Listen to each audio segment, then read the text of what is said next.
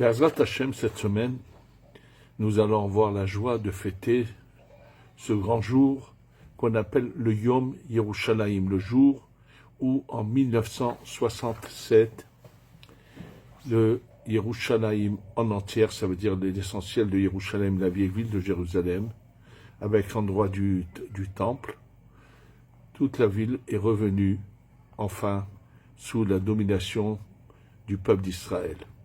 Absolument, c'est que les choses sont revenues à leur place.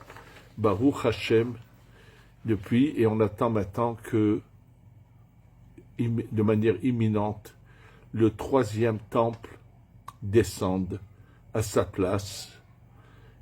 Et en une fraction de seconde, on verra enfin derrière le mur de lamentation, sur l'esplanade du temple, le troisième Beth Amikdash prêt. Et bien sûr que qui ne cherchera pas à s'installer dans Yerushalayim. Maintenant, pour connaître, on va essayer de parler de tous les aspects de Yerushalayim. Et un de ces aspects qui est très peu connu du public, c'est que dans Yerushalayim, jusqu'à l'époque du roi Hezkiya, un des derniers rois d'Israël qui était un grand tzaddik, puisque le Mashiach devait venir à son époque, c'est lui qui devait être le Mashiach. On va voir pourquoi à cette époque déjà c'était possible. Et il y avait un cours d'eau, jusqu'à cette époque-là, il y avait un cours d'eau qui passait dans Yerushalayim. Et d'ailleurs, ce cours d'eau passait carrément par une partie de cette eau passait par le Beth Amikdash. Et d'ailleurs, c'est marqué comment il lavait les dalles du temple, lorsqu'il y avait, après surtout qu'il y avait eu les sacrifices de l'agneau pascal et ainsi de suite, il fermait la sortie d'eau, donc toute l'eau venait sur toutes les dalles. Bon, c'est marqué comment ça se passait. Celui qui aujourd'hui a eu l'occasion d'aller dans tout ce qu'ils ont réussi à découvrir dans les tunnels qui se trouvent à côté du mur de lamentation, du côté de la Maravi, il y a un endroit quand on va dans ils nous montrent tout ce qu'ils ont découvert. Il y a des choses très intéressantes à voir. Et parmi elles, à un moment donné, ils ont mis carrément un parterre en verre à l'endroit où ce cours d'eau passait, puisqu'on voit les murs des deux côtés où le cours d'eau passait, on voit la pierre encore où il y avait cette eau. Donc, pour qu'on voie, c'est un des endroits qu'on sait où ce cours d'eau passait. Alors, comment c'est possible qu'il y avait un cours d'eau et qu'il ne soit plus existant? On va voir toute son histoire. Déjà, comment qu'il a détourné ce cours d'eau, qu'il a fermé, et comment il aurait pu être ouvert par Rabbi Chaim Vital, c'est ce qu'on va voir maintenant, plus tous les autres aspects peu connus de Yerushalayim et des révélations très intéressantes qui vont certainement faire grincer les dents de certaines personnes non juives, mais la vérité, il faut la dire, que ça plaise ou que ça ne plaise à personne. Alors déjà, on va commencer par savoir qu'est-ce qui s'est passé avec ce cours d'eau. Et là, ça se trouve, ce sujet-là se trouve dans le traité de Psachim, Masechet Psachim, page Nunvav 56, au premier côté de la page. Et l'Agmara ramène cette histoire. Tanu Rabbanan, nous a enseigné. Shisha Dvarim, Asa Chizkiya HaMelech. 6 choses particulières a fait le roi Chizkiya. Al Shlosha Hodulo, sur 3, les Chachamim étaient en accord avec lui. Mais al Shlosha, et sur 3 choses, les Chachamim étaient en désaccord avec lui.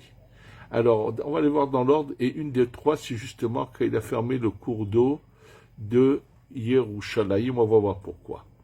Alors, la première chose dont on nous parle ici, c'est que lorsque son père, qui s'appelait Ahaz, qui était un roi malheureusement idolâtre, qui a mal agi, qui a agi dans le mauvais chemin, alors pour que il y ait une réparation et pour que tout le monde sache que l'attitude de son père n'était pas la bonne, au lieu de l'enterrer avec les honneurs, il a fait traîner son cercueil, Girer Atzmotavim Almita Shel Chavalim, c'est-à-dire ils ont fait comme une sorte de lit de grosses de cordes, et ils ont tiré son corps, c'est une manière qui bien sûr n'est pas belle, et là les Chachamim étaient totalement d'accord avec lui, Vehodulo.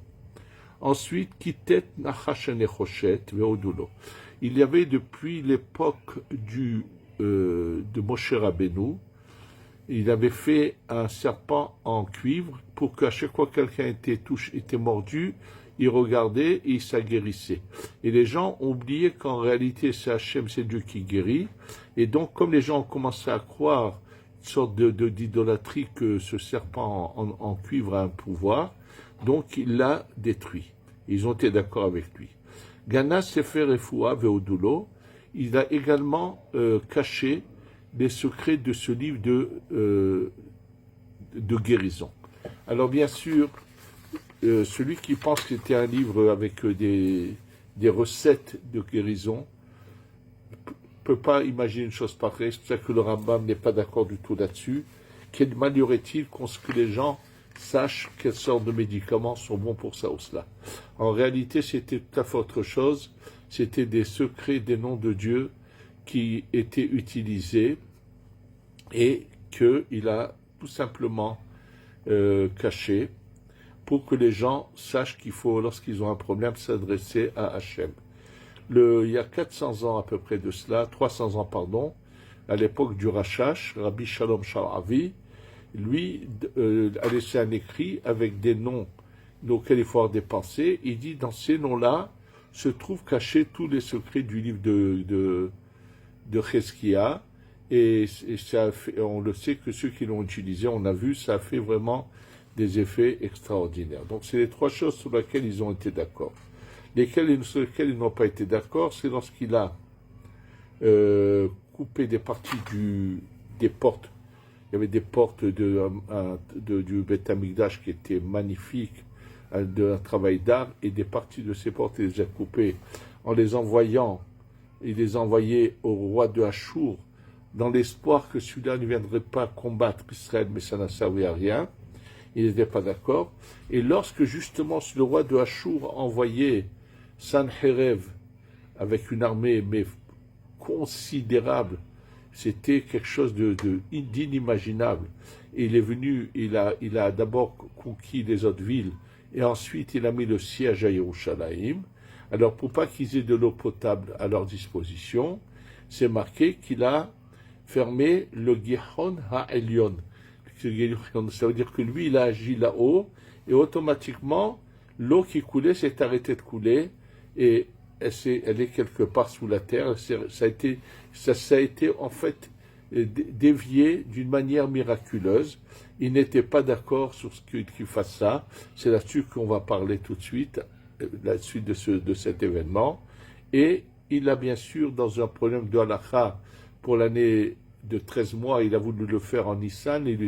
C'est un problème de halakha sur lequel les Khamim n'étaient pas d'accord avec lui. Alors, on va parler d'abord de ce fleuve, de ce cours d'eau qui passait. Alors, comme je vous l'ai dit, bien sûr, on sait qu'il n'y a pas.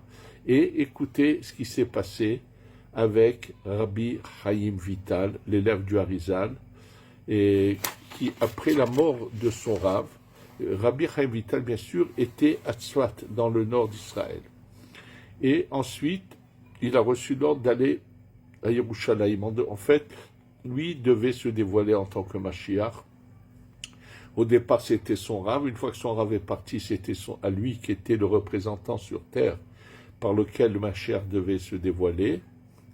Et dans chaque génération, il y a une personne vivante, je répète, une personne vivante qui va, à travers lequel va commencer à se dévoiler le Mashiach, puisque finalement ça sera Moshe avec Mashiach ben David, Mashiach ben Yosef. Bien, dans chaque génération, il y a une personne vivante. Ça a été le cas à l'époque de Rabbi Haïm ben Attar, celui qu'on appelle le Ora Haïm HaKadosh. Et donc, après la mort du Harizat, c'était le personnage par lequel devait se dévoiler, c'était Rabbi Chaim Vital. Et quand Rabbi Chaim Vital est décédé, c'est quelqu'un d'autre. Donc ça, il faut bien le savoir, que c'est quelqu'un de vivant parmi nous, qui va être le début du dévoilement du Mashiach. Et que s'est-il passé? Donc Rabbi Chaim Vital est donc parti à Yerushalayim, est venu à quitter Tzfat, le nord, est venu s'installer à Yerushalayim. Après qu'il est installé à Yerushalayim, s'est passé l'événement suivant. Il y avait donc à Yerushalayim celui qui gouvernait la ville de Jérusalem, s'appelait Abu Sifin. C'était son nom, Abu Sifin, qui veut dire Abu, le père. Sifin, c'est Saïf, c'est l'épée. C'était son nom, Abu Sifin. Maintenant, ce cheikh arabe, il faut que vous sachiez que tous les vendredis, à l'origine, la muraille était entourée de toute la ville. Il n'y avait pas cette brèche dans la muraille qui se trouve aujourd'hui. Il y a une route qui rentre dans ce qu'on appelle la porte de Jaffa, de Sha'ar Yafo. Sachez que cette partie de cette brèche a été faite par un des rois européens qui, lorsqu'il était là, parce que faire rentrer par la porte les carrosses était compliqué, il a fait carrément faire une brèche dans la muraille. Mais à l'origine, il y avait entièrement la muraille autour et des portes, des grandes portes comme ce qu'on les voit aujourd'hui. C'est la porte de Jaffa ou bien la porte de Damas. Il y a plusieurs portes. Et en fait, eux, les musulmans, lorsque le vendredi, ils allaient à leur mosquée, ils faisaient fermer toutes les portes de Jérusalem, parce qu'il y avait dans les environs de Jérusalem des nomades arabes, comme aujourd'hui c'est le cas de ces bédouins qui prennent des terrains autour, qui s'installent comme ça d'une manière un peu sauvage. Il y avait donc des bédouins aux alentours, et eux attendaient justement le vendredi, lorsque tous les hommes partaient, et les musulmans partaient tous à la mosquée, ils rentraient dans la ville et pillaient les maisons. Alors, à la suite de quoi, les portes étaient donc fermées pour qu'il n'y ait, pendant le moment où il y avait les prières de l'islam du vendredi, il n'y avait ni entrée ni sortie pour Jérusalem. Ceux qui arrivaient devaient attendre, et ceux qui voulaient sortir devaient également attendre jusqu'à que l'ordre soit donné par celui qui dirigeait Jérusalem et ouvre ses portes. Et voilà qu'un vendredi, après qu'on ait fermé toutes les portes, ce Abu Sifin, qui était donc un peu le cheikh, qui était le grand patron de Jérusalem, il a fait appeler Rabbi Chaim Vital. Il avait déjà entendu par pas mal de musulmans que c'était un saint. Oui, il y a eu plusieurs choses où ils ont tous su qu'ils avaient un saint parmi eux qui était là, et même celui qui gardait la mosquée qui malheureusement se trouve sur le mont du Temple, qui était un antisémite notoire, un jour vient et embrasse les pieds de Rabbi Chaim Vital. Il lui dit, écoute, cette nuit, au milieu de la nuit, lui était donc sur le mont du Temple à garder l'endroit. Il s'est levé pour aller uriner. En sortant dehors, il lui dit à Rabbi Chaim Vital, je t'ai vu, tu volais au-dessus du temple. Donc il l'a vu, il a dit, je t'ai vu de mes yeux, je le sais que c'est toi. Bref, Rabbi Chaim Vital était connu pour être le saint, le plus grand rave, le plus grand saint de la communauté juive de Jérusalem. Et ce Abu Sifin, il lui dit, j'ai entendu que tu étais un grand personnage kabbaliste juif. Étant donné qu'il y avait ici un cours d'eau qui alimentait la ville en eau et qui, malheureusement, un roi juif l'a fermé, et ils avaient d'ailleurs un gros problème d'alimentation d'eau, c'est que si vous avez l'occasion de voir, il y a des maisons encore existantes, vous pourrez le voir, si vous allez dans le musée où habitait Rabbi Chaim ben Attar, dans la cour, vous verrez la pompe, et si quelqu'un vous l'expliquera, vous verrez l'endroit où il y avait ce puits d'eau qui se remplissait par les pluies, et la pompe avec laquelle il puisait cette eau jusqu'à que toute la pluie qui était venue pendant l'hiver se finisse. Et après, ils avaient de gros problèmes à s'alimenter en eau. Il fallait qu'ils aillent à des distances chercher de l'eau. C'était un gros problème. Il lui dit, étant donné que c'est un roi juif qui a fermé ce cours d'eau, écoute bien. Il lui dit, le temps qu'il aille à la mosquée et qu'il revienne, il lui dit à Rabbi Chaim Vital que si il n'ouvre pas le cours d'eau qu'avait fermé le roi juif, il le menaçait de mort. Alors, bien sûr, là, Rabbi Chaim Vital se trouve devant un grand dilemme. Bien sûr qu'il pouvait le faire, l'ouvrir, mais il a une erreur que je vais vous expliquer tout de suite. Il a pris son fils, il lui a dit donne-moi la main, et ils ont fermé les yeux, et une seconde après, ils se sont retrouvés à Damas. Ça s'appelle Kfitzat Haderer. Oui, dans la Kabbalah, d'ailleurs dans un des livres de Rabbi Chaim Vital, il écrit les différents moyens de faire Kfitzat Haderer. Certains, c'est comme si ils s'allongeaient, ils voyaient leurs pieds devenir faire des pas de géant. Bon, il explique dans les formules, les différentes formules, mais c'est ce qu'on appelle de la Kabbalah Ma'asit, ça veut dire utiliser des noms de Dieu pour faire des choses miraculeuses. Donc c'est comme ça que Rabbi Chaim Vital va se retrouver à Damas, et c'est comme ça qu'il va continuer sa vie à Damas jusqu'à la fin, jusqu'à sa mort, avec son fils Rabbi Shmuel Vital. Et d'ailleurs, après je vous dirai en quelques mots ce qu'il a, la période qu'il a vécue à Damas. Et donc, quand après Abou Sifin revient de la mosquée, fait chercher Rabbi Chaim Vital, introuvable, alors que toutes les portes sont fermées. Mais que se passe-t-il? C'est que la nuit, Rabbi, le Harizal, son maître, lui vient en rêve. Il lui dit, Chaim, pourquoi tu n'as pas fait ce que t'as demandé à Abou Sifin, d'ouvrir le cours d'eau? Il lui a dit, Kvod Harav, je ne voulais pas utiliser les noms d'Hachem. Il lui a dit, dis-moi, comment tu t'es sauvé de Yerushalayim à Damas? C'est par des noms d'Hachem. Alors, au lieu de te sauver, tu les aurais utilisés et tu aurais ouvert le cours d'eau. Et sache que c'était un moment propice qui aurait pu faire venir, que tu aurais pu te dévoiler en tant que Mashiach. Et il lui explique pourquoi. Il lui dit, sache que toi, tu as une étincelle, une partie de l'âme du roi Cheskia qui a fermé cette eau. Oui, une partie d'une étincelle de Neshama se trouve en toi. Et sache que ce Abou Sifin est la réincarnation de Sancherev. Il lui dit le mot Sancherev, c'est de l'iranien, c'est San, le maître, Herev des épées. Il lui dit, lui, il s'appelle Abou Sifin. C'est dans l'arabe le maître des épées aussi. Il dit, c'était sa réincarnation. Et comme c'était à cause de Sancherev que Cheskia a fermé le cours d'eau, alors que les Chachamim n'étaient pas d'accord, tu avais l'opportunité de réparer et ça aurait pu faire venir tout de suite la Géoula. Alors bien sûr, Rabbi Chaim Vital lui dit, alors je retourne, il lui dit, sache une chose, il y a des choses, il y a un moment qui est opportun, propice, et si on les rate, c'est fini, c'est perdu. Oui, malheureusement. Et sachez que lorsqu'il était à Damas, il arrive comme ça en surprise, il y a déjà des rabbanim. Malheureusement, il y a certains d'entre eux avaient une très grande jalousie, et à chaque fois qu'il essayait de remonter le peuple à la croyance dans la venue du Mashiach, ils disaient oh non, mais il dit n'importe quoi, c'est pas le moment maintenant, il fallait voir combien il a subi, il y a tout un livre qui est écrit où lui-même raconte une bonne partie de ce qu'il a pu passer.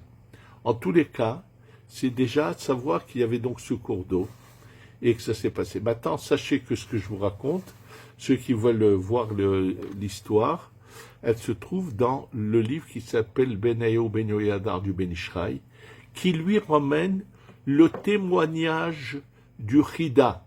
Le Chida qui était à Yerushalayim pas beaucoup de temps après Rabbi Chaim Vital, l'a entendu des vieillards et il dit le Chida, quand le vendredi après-midi, quand la ville est dans le calme, le vendredi quand les gens vont, c'est le calme total, il dit près de ce, il y a comme une sorte de tour, en fait il parle à l'entrée de la porte de Jaffa, près de la station de la police, pour ceux qui connaissent, il dit lorsque tu vas à cet endroit-là, si tu mets l'oreille par terre, tu entendras un vomissement d'eau, tu entendras de l'eau couler sous la terre. Ça veut dire que en fait, ce cours d'eau existe et il est quelque part sous la terre à Jérusalem. Non, il n'a jamais été réouvert depuis.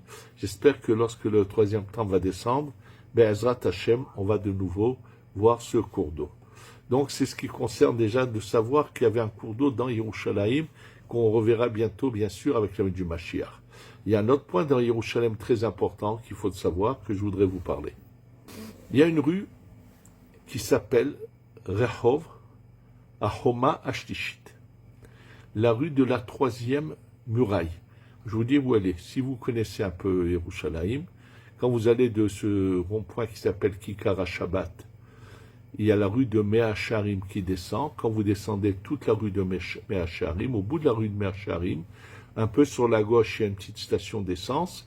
Cette rue s'appelle Rehov Ahoma Ashtishit, la rue de la troisième muraille. Qu'est-ce que cela veut dire? Sachez que quand on voit aujourd'hui la muraille de Jérusalem, ça paraît une ville pas aussi grande que cela, alors qu'on sait qu'il y avait un nombre, c'était des millions de gens qui habitaient. Comment c'est possible?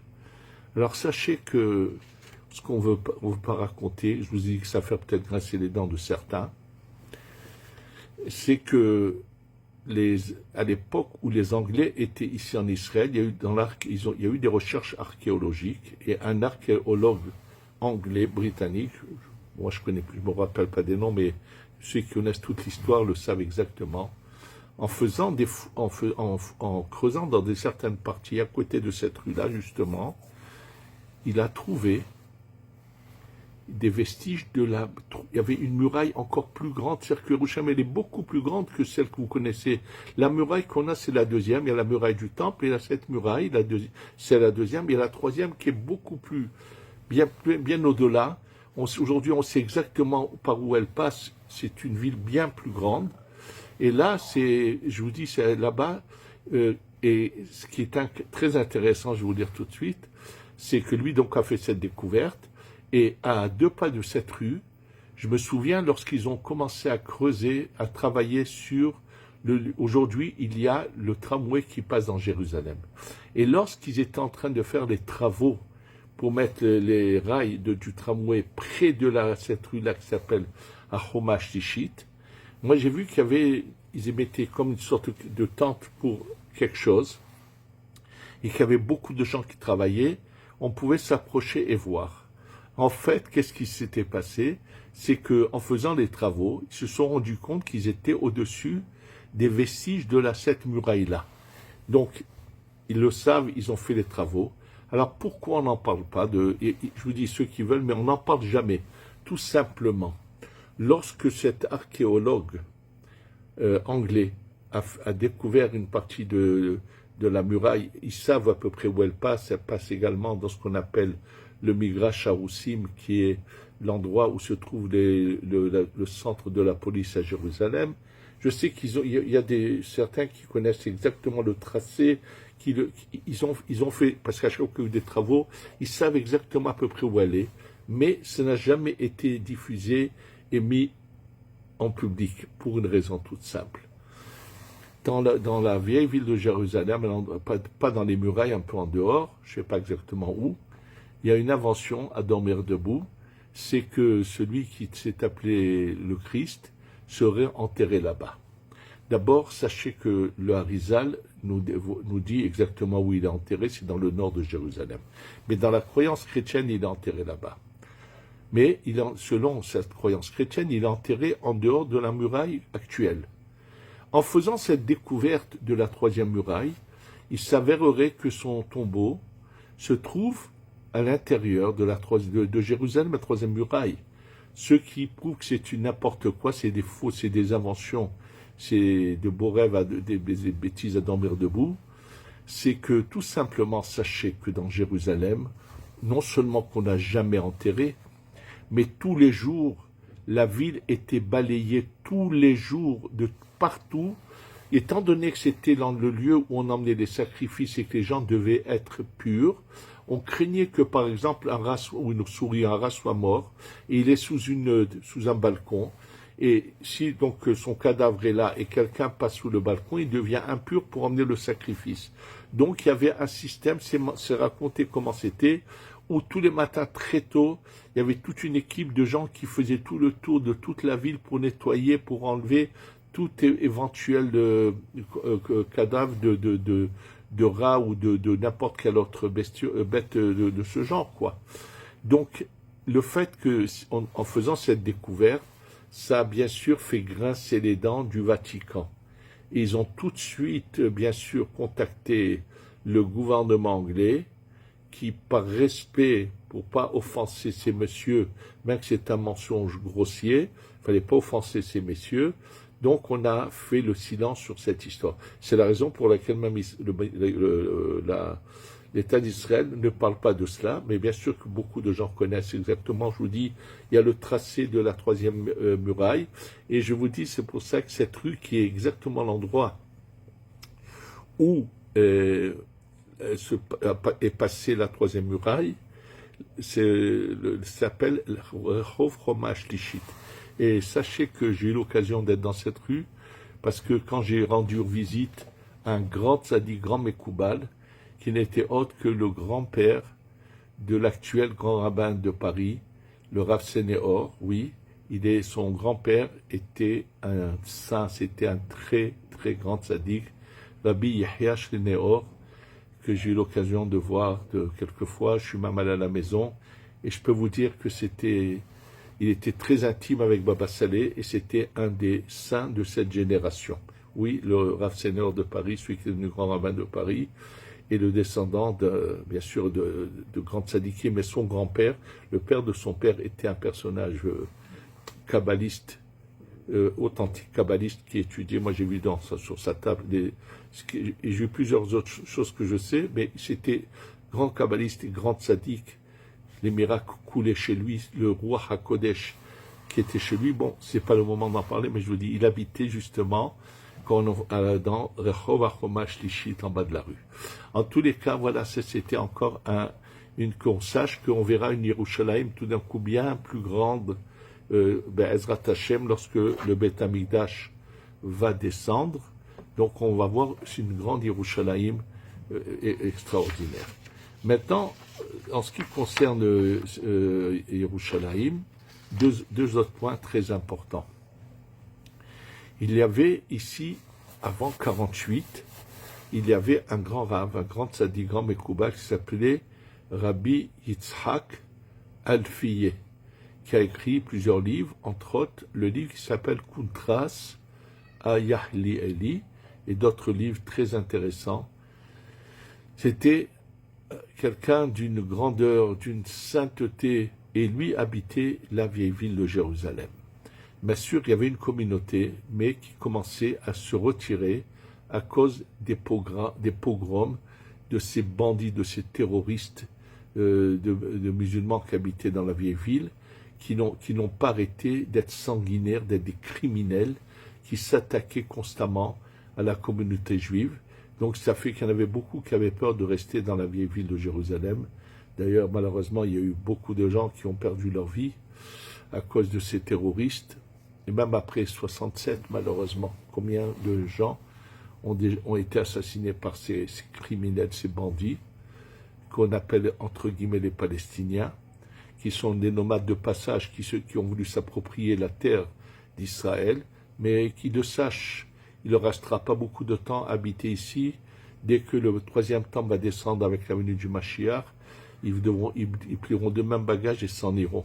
Ezrat Hashem, et absolument, et le peuple d'Israël en entier sera rassemblé sur sa terre et pourra de nouveau servir Dieu, Hashem, au temple. Et ce sera cette partie de transition pour arriver à l'étape suivante où on va bien sûr se métamorphoser, absolument. Et donc, Rav Yitzhak Alfiye, lui, faisait de tout pour que les gens ne quittent pas. Et il a expliqué, à part qu'il a écrit toutes les merveilles, il avait prévu qu'en 48, il se passerait cet événement de la création de l'État d'Israël. Oui, il avait déjà fait les comptes. Dans son livre Kuntras Ayahli, il explique pourquoi ça se passerait cette année-là précisément, puisque c'est la 5e heure de la journée du 6e millénaire, au niveau quand les 5 premières 500 années premières sont la nuit du vendredi, et que les deuxièmes 500 ans sont la journée du vendredi, le Chatzot, le milieu de la journée, c'était en 5750, et en découpant le 500 ans en 12, la 5e heure, qui est l'heure où commence déjà le vendredi à venir la lumière du Shabbat, c'est en 5708, et c'est l'année où a été créé l'État d'Israël. Et lui, il l'avait déjà prévu. Et donc, lui a tout fait, et encourageait les gens à ne pas partir malgré le danger. Pour quelle raison? Comme il l'a dit lui-même, il disait, Yerushalayim d'en bas est à l'image de Yerushalayim, c'est-à-dire c'est comme le reflet de Yerushalayim d'en haut.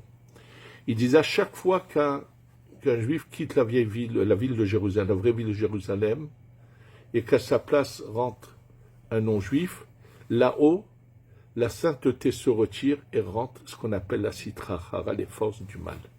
Donc lui a tout fait pour que ça reste. Malheureusement, en 48, malgré tous les combats, on n'a pas eu à ce moment-là la chance de la garder, la vieille ville de Jérusalem est tombée aux mains des Jordaniens. Et il y a eu bien sûr des négociations, comment rapatrier ceux qui étaient là-bas, et finalement ils ont été rapatriés par la Jordanie. Et lorsque les deux rabbinim de la communauté sont allés négocier avec les Jordaniens, lui, Rabbi Yitzhak Elfié, ne savait pas qu'ils avaient déjà fait un accord, qu'ils allaient tous quitter. Il vient voir ces rabbinim, il leur dit, demandez dans l'accord qu'au moins une dizaine de personnes juives restent ici et continuent à être dans ce lieu de sainteté. Lui, il voulait être parmi eux.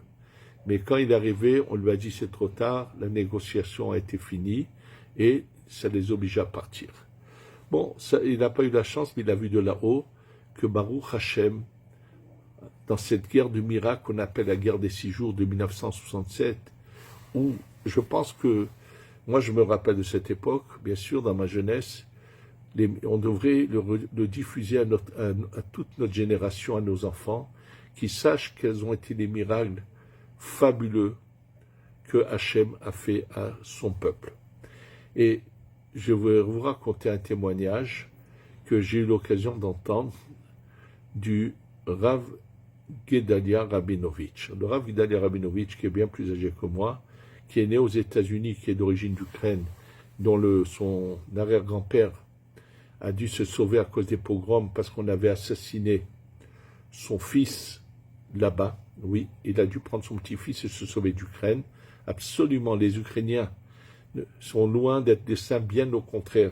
Et tout ce qu'ils sont en train de subir, c'est qu'une petite partie de ce que Dieu veut leur donner pour tout la cruauté qu'ils ont vis-à-vis du peuple d'Israël, absolument. Et donc, quand lui était aux États-Unis, et il a vécu longtemps là-bas, il m'a raconté qu'un jour, il a eu l'occasion de faire la connaissance d'un vieux monsieur qui avait, pendant des années, un magasin de boissons alcoolisées et non alcoolisées, près du Capitole à Washington, près des bureaux de l'administration de l'État américain. Et il lui a raconté qu'avant la guerre de 67, lorsque toutes ces personnes qui travaillaient dans l'administration du gouvernement américain venaient acheter de la boisson, ils savaient qu'ils étaient juifs, et ils ont dit les mots suivants. Ils ont dit, cette fois, c'est fini pour le peuple juif. Ça veut dire, pour eux, c'était une évidence qu'il allait avoir, que Dieu préserve, encore une Shoah, encore un Holocauste. Pourquoi? Ils lui ont dit, sache que cette fois, l'Amérique n'interviendra pas pour sauver le peuple juif. Et oui, bien sûr, malheureusement. Et lui leur a répondu, c'est un juif qui n'était pas ni orthodoxe, il était à peine pratiquant, mais il avait dans son cœur ce qu'on appelle la Emouna, la croyance inébranlable en Dieu. Il leur a dit, mais on n'a pas besoin de vous, nous on a un Dieu qui va nous sauver. Bien sûr, ils avaient le culot de lui rire au nez, en lui disant, mais toutes les armées arabes sont réunies, puisqu'il y avait même les Irakiens envoyaient leur armée, et qu'est-ce que vous allez faire devant toutes ces armées?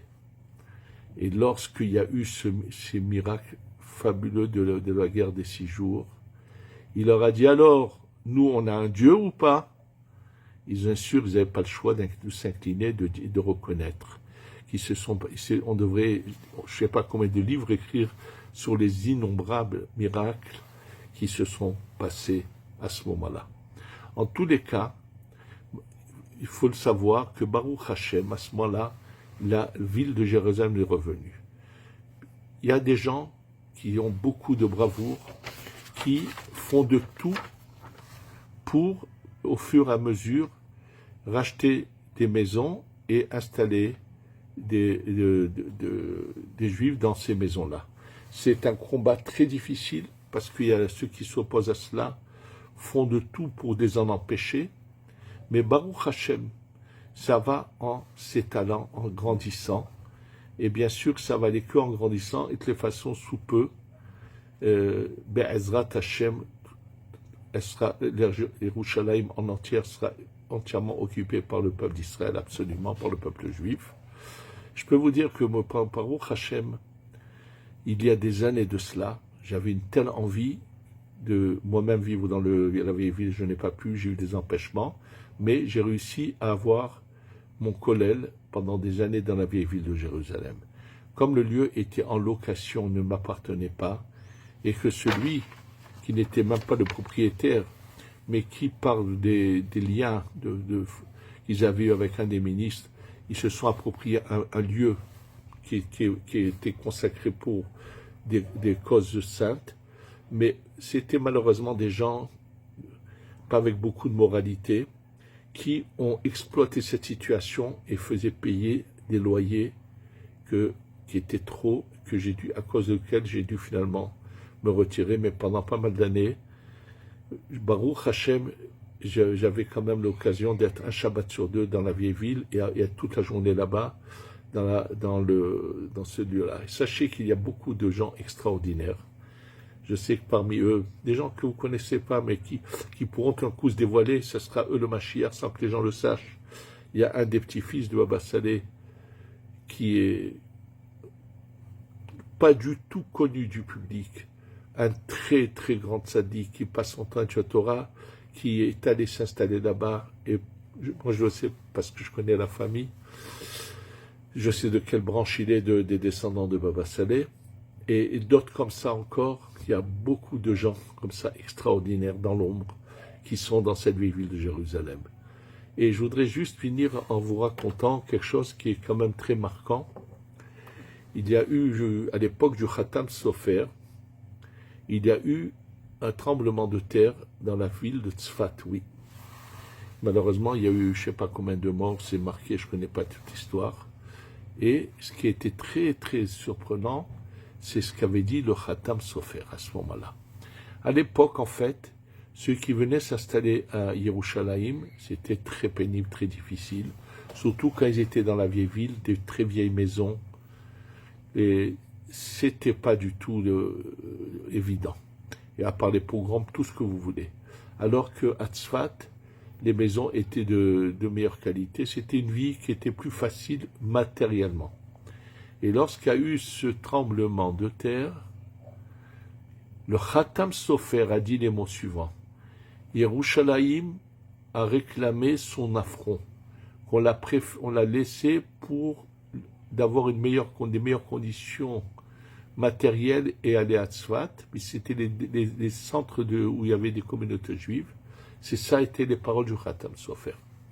Face à Hachem, que très vite, on puisse réaliser ce désir. Moi, en tous les cas, c'est ce qui on a vu que Baruch Hashem, j'ai vu de ces dernières années, toutes les synagogues qui avaient été détruites par les Jordaniens, mais la dernière qui n'était pas encore reconstruite, c'est le lieu qu'avait acheté Rabbi Israël de Rougine à l'époque. Il avait affronté les tsars russes qui voulaient absolument acheter une parcelle de terre dans la vieille ville de Jérusalem. Je sais où ça se trouve. C'est près de la yeshiva du Kotel. Pour ceux qui connaissent la vieille ville, c'est juste les escaliers qui se trouvent en face de la banque Mizrahi. Quand vous les montez, il y a un endroit où là-bas, il y avait la première synagogue qui avait été construite par Rabbi Israël de Rougine. En fait, ce terrain était à vendre, et lui, il avait envoyé des gens d'Europe, il avait empêché les Russes d'acheter cet endroit-là. C'est à la suite de quoi, quand ils n'ont pas pu l'acheter, ils ont acheté en dehors des murailles, ce qu'on appelle le Migrash Haroussim, l'endroit où se trouve la police aujourd'hui, où ils ont leurs églises là, russes là-bas. Mais eux voulaient. Et là, Rabbi Israël de Rougine a dit, par ce lieu-là qu'il avait acheté, cette synagogue, c'est la dernière qui vient d'être rénovée, reconstruite. Elle vient d'être finie à peine quelques mois, ou peut-être pas plus. Je me rappelle, moi je l'ai vue détruite, encore en ruine. Et je n'ai pas encore eu l'occasion de la revoir construite. Et Rabbi Israël de Rougine dit, c'est par là que passe cette filote pour monter au ciel. En tous les cas, face à Hachem, qu'on soit tous réunis autour du Beth Amikdash très vite, avec la Goula Shlema Shtavo, Bimera Biyamenu Amen, et on se réjouira de rentrer dans notre ville de Yerushalayim, que le Hachem a donné à son peuple, le peuple d'Israël, qui est le peuple élu, et qu'on voit la Goula arriver d'un moment à l'autre. Amen, Ken Yehi Ratzon. Amen.